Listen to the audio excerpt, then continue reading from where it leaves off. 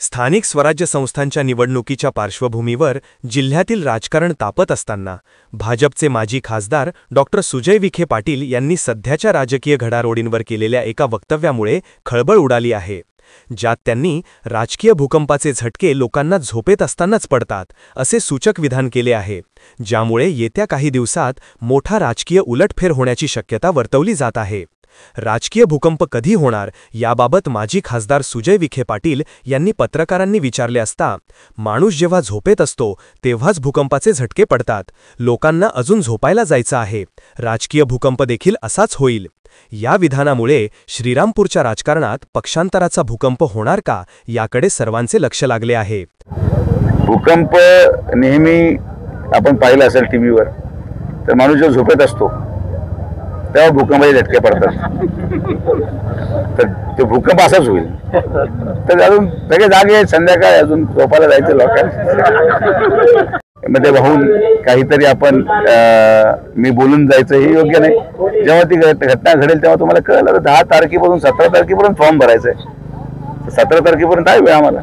त्यांनी 10 ते 17 तारखेपर्यंत वेळ आहे आम्हाला असे स्पष्टपणे नमूद केल्याने हा कालावधी अत्यंत महत्त्वाचा ठरणार आहे। महायुतीच्या भवितव्याबद्दल बोलताना विखे पाटील म्हणाले, महायुती होईते की नाही हा एक प्रश्न आहे, पण आमचा प्रयत्न आहे की महायुती झाली पाहिजे। शिवसेनेतील समन्वय साधण्याचा प्रयत्न करणार असल्याचे सांगताना ते म्हणाले, शिवसेनेमध्ये सगळे वेगवेगळे नेते मंडळी आहेत, त्यांचा समन्वय करण्याचा प्रयत्न करू। तसेच राष्ट्रवादीच्या माजी नगराध्यक्षा अनुराधा आदिक यांच्या भाजप प्रवेशाची जोरदार चर्चा राजकीय वर्तुळात सुरू होती।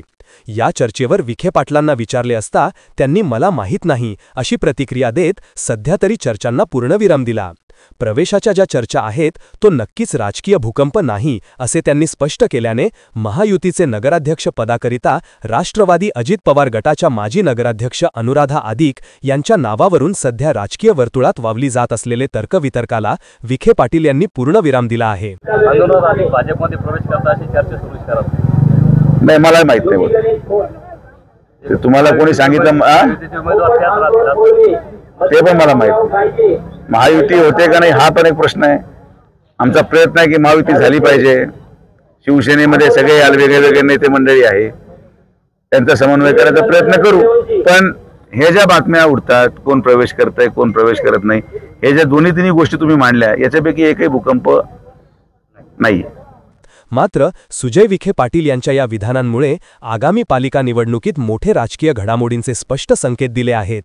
10 ते 17 तारखेदरम्यान नगरच्या राजकारणात नेमके काय घडणार याकडे आता संपूर्ण राज्याचे लक्ष लागून राहिले आहे। याविषयी एस न्यूज मराठी वाहिनीने घेतलेला स्पेशल रिपोर्ट।